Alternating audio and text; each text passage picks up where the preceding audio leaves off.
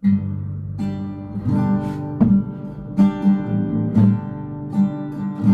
kasih Tuhan Yesus, Engkau baik Tuhan dalam hidup kami.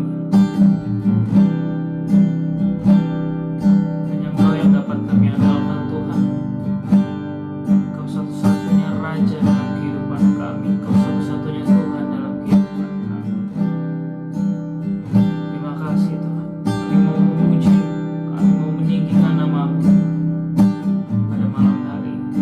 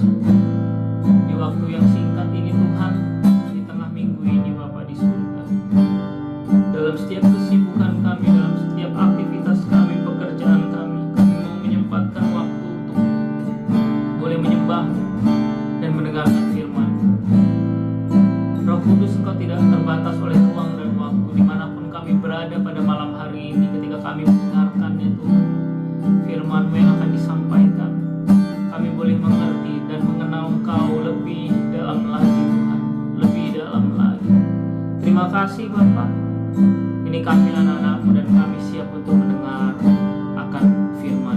Di dalam nama Tuhan Yesus Kristus, Tuhan dan Juru Selamat kami yang hidup, kami berdoa dan kami mengucap syukur. Haleluya. Amin. Shalom Bapak Ibu Saudara terkasih di dalam Tuhan. Berjumpa lagi kita di dalam Kingdom Devotion atau ibadah tengah minggu pada malam hari ini.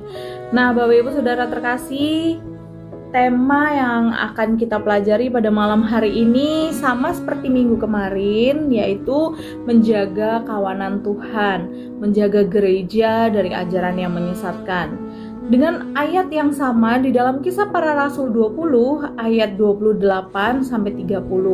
Sebelum masuk ke situ Bapak Ibu Saudara, saya mau menjelaskan tentang satu peristiwa. Bapak Ibu Saudara terkasih pasti pernah melihat ya benteng-benteng besar, atau mungkin kita pernah nonton film terkait dengan suatu negara yang memiliki benteng yang besar sedang menghadapi peperangan, begitu ya Bapak Ibu. Nah, kebanyakan benteng itu hancur, benteng itu runtuh, sebuah kerajaan bahkan itu runtuh bukan karena serangan dari luar, tetapi justru karena diserang dari dalam, yaitu adanya pengkhianat dan juga penjaga-penjaganya lengah, penjaga-penjaganya tidak siap sedia. Begitu juga dalam Kisah Para Rasul 28 sampai 30 yang akan kita bahas pada malam hari ini. Tuhan Yesus menginginkan bagi setiap kita untuk kita berjaga-jaga, untuk kita waspada. Dan lebih terkhususnya lagi, Rasul Paulus memberikan khotbah perpisahan yang sangat emosional kepada para penatua yang ada di Efesus pada saat itu. Diceritakan di dalam Kisah Para Rasul ini. Paulus tahu bahwa dia tidak akan bertemu lagi dengan jemaat yang ada di Efesus ini. Jadi di dalam perpisahannya, Paulus menekankan bahwa memberikan peringatan darurat tentang adanya ancaman yang mungkin akan dihadapi oleh beberapa orang, oleh beberapa jemaat yang ada di Efesus. Pada zaman itu, saudara, banyak sekali orang-orang yang mengaku-ngaku dirinya adalah rasul, yang mengaku-ngaku dirinya adalah murid Tuhan, padahal mereka bukan dari salah satu rasul-rasul. Dan mereka berusaha untuk memasukkan doktrin yang salah, untuk memasukkan pengajaran yang salah kepada orang-orang yang telah mendengar kabar tentang Injil keselamatan. Nah, oleh sebab itu Paulus dengan sangat tegas menekankan kepada jemaat yang dilayani oleh Paulus pada saat itu, memperingatkan bahwa banyak ajaran palsu, ajaran yang menyesatkan. Oleh sebab itu kita harus waspada, kita harus menjaga diri. Hal yang pertama yaitu mandat, menjaga diri dan kawanan. Kita diberikan mandat oleh Tuhan, kita diberikan mandat nih oleh rasul-rasul nih. Ayat 28a. Karena itu jagalah dirimu dan jagalah seluruh kawanan. Perhatikan urutan yang jelas yang diberikan oleh Rasul Paulus, yaitu menjaga diri terlebih dahulu. Jagalah dirimu, baru kemudian jagalah seluruh kawanan. Berarti dititik beratkan hal itu adalah kepada diri kita sendiri dahulu sebelum kita menjaga orang lain. Kita tidak bisa menjaga rohani orang lain jika rohani kita sendiri ini sedang hancur. Kita tidak bisa menjaga rohani orang lain jika rohani kita ini tidak sehat, tidak baik-baik saja, begitu saudara. Nah, oleh sebab itu, sebagai orang tua, sebagai pelayan Tuhan, sebagai hamba Tuhan, sebagai anak-anak Tuhan, sesama anggota jemaat, kita wajib memastikan hubungan pribadi kita dengan Tuhan Yesus. Nah, pastikan bahwa kerohanian kita ada di dalam kondisi yang sehat. Perhatikan bahwa rohani kita ada di dalam kondisi yang baik. seperti khotbah saya di hari Minggu yang lalu, Bapak Ibu Saudara, pastikan bahwa diri kita sudah sehat terlebih dahulu. Diri kita sudah memiliki pengalaman, diri kita sudah menghidupi firman Tuhan, diri kita sudah terlebih dahulu mengenal pengajaran yang sehat, pengajaran yang baik sebelum kita menjaga orang lain. Mengapa penjagaan itu begitu penting, Saudara? Di akhir ayat 28 di dalam Kisah Rasul 20 ini dikatakan bahwa untuk menggembalakan jemaat Allah yang diperolehnya dengan darah anaknya sendiri, yaitu Tuhan kita Yesus Kristus. Jadi gereja itu bukan milik manusia. Jadi Bapak, Ibu, Saudara dan saya itu bukan hanya sekedar milik manusia, Saudara. Karena apa? Firman Tuhan berkata, jemaat Tuhan, jemaat yang saudara layani, jemaat yang saudara jumpai, itu adalah sesuatu yang berharga di mata Tuhan. Begitu juga saudara dan saya, kita semua ini adalah jemaat-jemaatnya Kristus. Kita semua ini bahkan dikatakan adalah anak-anak Kristus, ahli waris kerajaan Allah. Jadi harga kita itu tidak murahan, saudara. Harga kita itu sangat mahal, yaitu darah Tuhan Yesus sendiri. Karena nilainya begitu berharga di mata Tuhan, maka menjaga jemaat adalah tugas yang sangat serius. Jadi malam hari ini kita belajar bersama-sama bahwa menjaga jemaat, menjaga satu sama lain, menjaga keluarga, menjaga orang lain dari ajaran yang menyesatkan, itu adalah suatu mandat yang serius yang Tuhan berikan bagi setiap kita. Yang kedua yaitu ancaman dari luar dan dari dalam. Bapak Ibu Saudara terkasih, Paulus kemudian memperingatkan tentang dua jenis ancaman yang akan datang. Nah, kita sudah bahas hari Minggu yang lalu, tapi nggak apa-apa, kita belajar lagi ya. Yang pertama, ancaman dari luar. Di dalam ayat 29, Paulus menyebut mereka, yaitu serigala-serigala yang ganas. Di zaman modern ini ada pengaruh dunia, saudara. Kita tidak bisa hidup terlepas dari pengaruh dunia. Yang kita rasakan saat-saat ini apa, saudara? Karena efek peperangan, BBM menjadi naik, bahan-bahan baku menjadi naik. Itu merupakan contoh bahwa di dalam hidup kita sebagai anak-anak Tuhan tidak dapat terlepas dari pengaruh dunia. Begitu juga dengan iman kita, saudara. Dan ada banyaknya pengajaran-pengajaran yang menyesatkan dengan doktrin-doktrin yang salah, tetapi sangat meyakinkan iman kita tentang Tuhan. Itu yang bahaya, saudara. Ini juga merupakan ancaman dari luar untuk iman kita supaya goyah, supaya kita lebih jauh dari Tuhan. Mereka ini datang bukan untuk mempersatukan, bukan untuk membawa damai, tetapi justru untuk memecah belah komunitas, memecah belah gereja, memecah belah hubungan kita dengan Tuhan, dan akan menghancurkan iman kita. Ini berbahaya, saudara. Dan yang kedua, ancaman dari dalam. Tertulis di dalam ayat 30. Ini yang paling berbahaya, kata Paulus. Karena apa? Bahkan dari antara kamu sendiri akan muncul beberapa orang.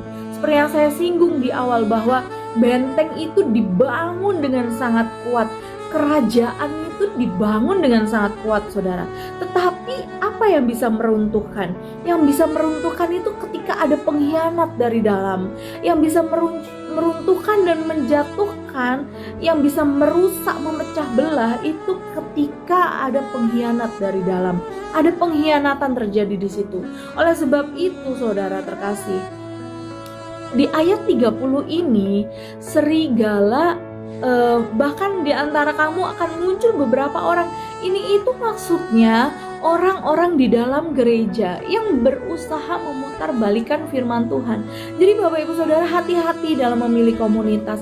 Hati-hati kepada siapa Bapak Ibu sharing ke sesama pelayan Tuhan boleh, sharing kepada gembala di gereja boleh, sharing kepada kakak rohani atau orang tua rohani sangat boleh. Tapi sekali lagi kita harus menguji segala sesuatu. Jangan kita terima mentah-mentah, tapi kita berusaha juga untuk belajar. Tanya sama Tuhan, Tuhan ini apa?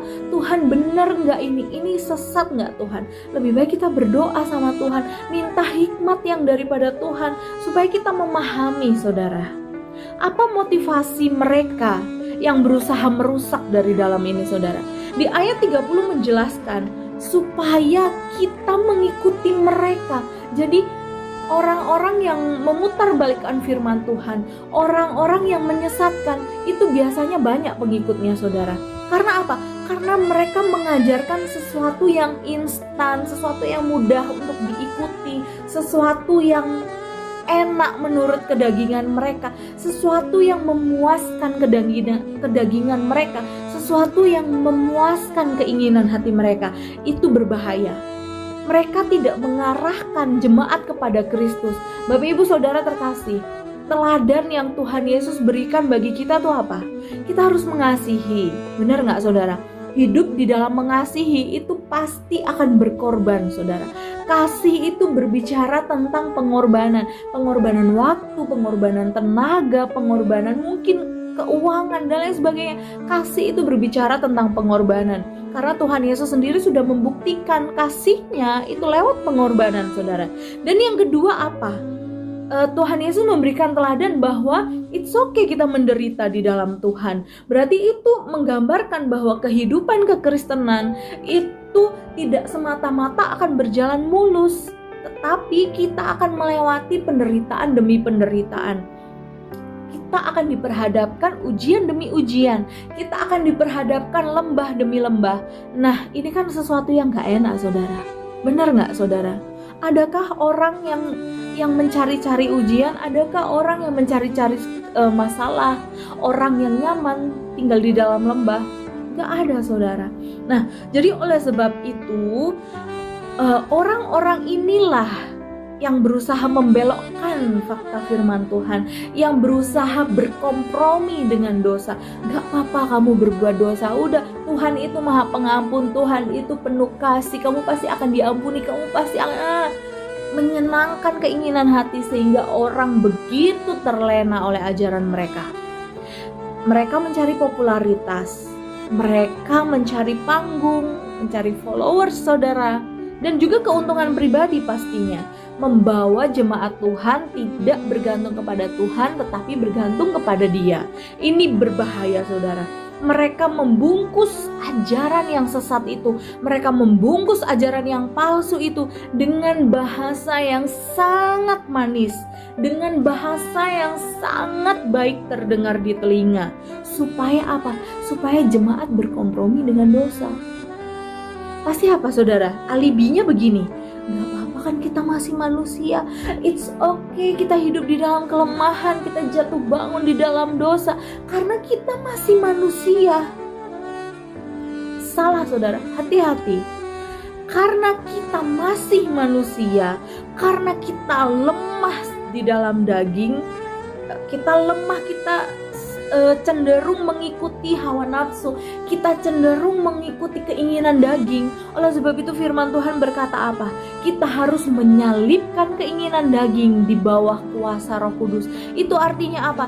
Yes, memang manusia dapat jatuh di dalam dosa, tetapi bukan berarti kita berkompromi dengan dosa.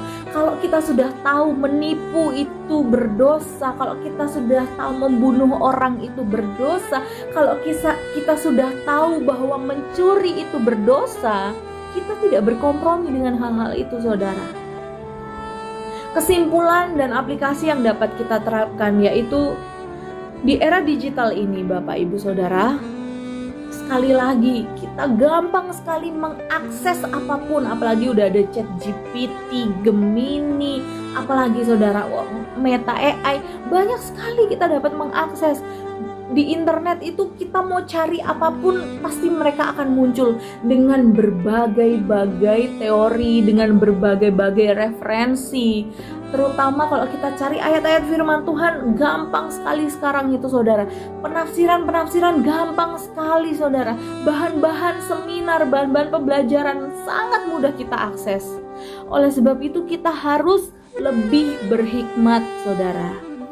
Teknologi semakin canggih, iman kita harus semakin canggih juga di dalam Tuhan. Iman kita harus makin canggih untuk memfilter ajaran-ajaran yang baik dengan ajaran-ajaran yang tidak baik. Semakin teknologi ini maju, otomatis seharusnya kedekatan kita dengan Tuhan itu semakin maju. Iman kita di dalam Tuhan semakin intim, hubungan kita dengan Tuhan. Apapun itu kita semakin melekat dengan Tuhan. Bukan semakin melekat di handphone saudara, tapi kita semakin melekat di dalam Tuhan. Kenali firman Tuhan yang asli. Bapak ibu saudara, kalau bapak ibu sudah sangat memahami, sangat mengerti, sangat hafal dengan yang asli, pasti kita sudah tahu kalau itu palsu saudara. Benar saudara? Benar gak saudara? Iya. Agar kita tidak tertipu oleh ajaran palsu adalah dengan sangat mengenali ajaran yang benar. Jangan malas baca firman Tuhan. Jangan malas merenungkan firman Tuhan saudara. Jangan malas membaca dan merenungkan Alkitab setiap hari. Kalau malas-malasan ya itu tadi saudara. Gimana saudara bisa membedakan mana yang asli, mana yang palsu? Kalau kita saja tidak hafal, kalau kita saja tidak mengerti, kalau kita saja tidak tertanam yang asli saudara. Yang kedua, saling menjaga. Ketika kita mengenali firman Tuhan yang asli, itu kan berarti kita sedang menjaga diri sendiri. Barulah kita bisa menjaga orang lain. Kita nggak bisa hidup sendiri.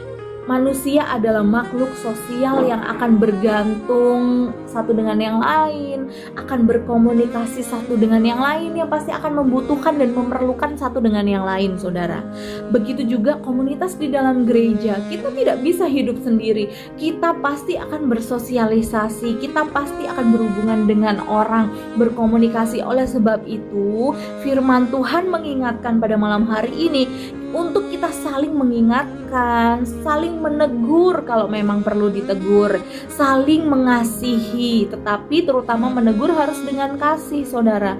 Jangan dengan kebencian, jangan dengan emosi kita yang sudah meluap-luap, tetapi dengan kasih di dalam Kristus. Supaya apa? Supaya teguran kita itu dapat menjadi rema untuk dia, supaya teguran kita itu sekalipun kita menegur, tetapi tetap membangkitkan semangat dia untuk berubah. Begitu juga kita harus saling mendoakan satu sama lain. Saudara, kita harus saling mendoakan. Karena apa? Karena semakin orang itu mendoakan orang lain, itu berarti kita semakin mengasihi orang itu. Kita semakin peduli dengan orang itu. Oleh sebab itu roh kita semakin dekat, dan juga orang itu akan merasakan kita mendukung dia, kita mensupport dia, begitu saudara. Kalau kita nggak bisa dukung dalam keuangan, kita nggak bisa memberikan jalan keluar yang begitu saudara, kita dukung di dalam doa, kita support di dalam doa saudara. Tuhan mendengar doa-doa kita, apalagi kalau kita berdoa untuk orang lain, berdoa untuk mungkin kesehatan, dengan tidak jemu-jemu kita doakan supaya Tuhan sembuhkan. Dan yang ketiga, yaitu fokus kepada Kristus. Bapak Ibu Saudara terkasih, ingatlah bahwa pusat iman kita itu adalah Tuhan Yesus, bukan kepada manusia, bukan kepada pengajaran-pengajaran, tetapi berpusat kepada Tuhan Yesus sendiri, Sang Gembala Agung, Sang Raja di atas segala raja. Jadi jangan pernah sekalipun kita mentuhankan figur lain, manusia lain, pengkhotbah lain, pendeta lain. Pokoknya aku kalau nggak pengkhotbah itu yang khotbah, nggak bisa masuk di pikiranku. Kalau bukan pengkhotbah itu yang khotbah, udahlah aku males ke gereja. Kalau bukan dia yang khotbah, yang firman, udahlah gak bisa masuk di hati aku, gak bisa masuk di pikiran aku. Bapak Ibu Saudara terkasih, saya ingatkan pada malam hari ini, jangan pernah jangan pernah memandang manusianya, saudara, tapi kita lihat firman Tuhannya. Dan juga jangan mengidolakan sesuatu yang lain itu melebihi Tuhan. Hati-hati, saudara, Tuhan itu satu-satunya pribadi yang harus menjadi idola dalam hidup kita. Bahkan saya kalau tidur malam saya pasti gini, oh Tuhan Yesus, terima kasih, Engkau kekasih jiwaku, Engkau penyelamatku, Engkau Allah yang dahsyat dalam hidupku. Jadi oleh sebab itu kita mengagumi Tuhan itu dengan kekaguman yang melebihi manusia seharusnya, Bapak Ibu. Amin. Saudara terkasih, yang pertama, kenali firman Tuhan yang asli, saudara. Karena banyak sekarang firman Tuhan yang dipalsukan, dirubah-rubah kata-katanya, yang membelokkan faktanya. Dan yang kedua, salinglah kita menjaga. Saling kita menjaga karena kita adalah satu tubuh Kristus, dan karena jemaat itu sangat berharga, saudara, dan saya sangat berharga. Dan yang ketiga, fokus kepada Kristus, bukan kepada manusia. Ingat, saudara, di hari Minggu yang kemarin, kalau ada hamba Tuhan, pendeta, atau siapapun lah yang dia bilang bahwa dirinya adalah orang yang diutus Tuhan, yang percaya kepada Tuhan, tetapi membuat Bapak Ibu Saudara lebih bergantung kepada dia daripada kepada Tuhan Yesus sendiri, itu berarti sudah ciri-ciri ajaran yang menyesatkan. Berhati-hati ya, saudara. Saya percaya kuasa Roh Kudus akan memberikan kekuatan bagi setiap kita, memberikan kemampuan dan kepekaan untuk kita dapat memfilter, agar kita dapat menjadi tahu bahwa ini ajaran yang benar atau bukan. Mari kita bersatu di dalam doa. Tuhan Yesus, terima kasih untuk malam hari yang indah ini ya Bapa. Kalau kembali kami boleh belajar sesuatu, Tuhan, kami boleh diingatkan. Kami sungguh bersyukur kalau kami masih boleh diingatkan. Ajari kami, pimpin kami, tuntun kami, dan bantu kami Tuhan untuk melakukan segala yang sudah difirmankan pada malam hari ini. Tuhan Yesus, kami tahu mungkin sulit bagi kami Tuhan, tapi kami percaya bagi Tuhan tidak ada yang mustahil. Engkau yang memampukan, Engkau yang meneguhkan kami, Engkau yang menguatkan kami ya Bapa. Dan kami mau saling menjaga satu dengan yang lain. Roh Kudus, kami tahu Engkau selalu ada di dalam hati dan hidup kami, dan Engkau selalu berkarya di tengah-tengah kami. Berikan kami kepekaan lebih lagi untuk kami mendengar pribadi-Mu, agar kami tahu pribadi-Mu Tuhan, agar kami merasakan, kami boleh tahu apa yang menjadi kehendak hati-Mu di dalam hidup kami, agar kami tidak tersesat ya Bapa. Pimpin kami, tuntun kami Tuhan dalam setiap langkah hidup kami. Terima kasih Tuhan Yesus, berkati jemaat-Mu dimanapun mereka berada pada malam hari ini ya Bapa. Sebentar kami akan beristirahat, Tuhan berkati, lindungi, jaga sertai sepanjang istirahat kami. Biarlah tubuh dan jiwa kami beristirahat, tetapi biarlah roh kami tetap berjaga-jaga bersama dengan Tuhan. Yang sakit Tuhan sembuhkan, yang sedang lemah Tuhan Kau yang menjadi kekuatan ya Bapa. Yang sakit Tuhan Kau sembuhkan, Kaulah Yehova Rafa, Kau dokter di atas segala dokter Tuhan. Dan bagi Tuhan tidak ada yang mustahil. Di dalam nama Tuhan Yesus Kristus, haleluya, amin.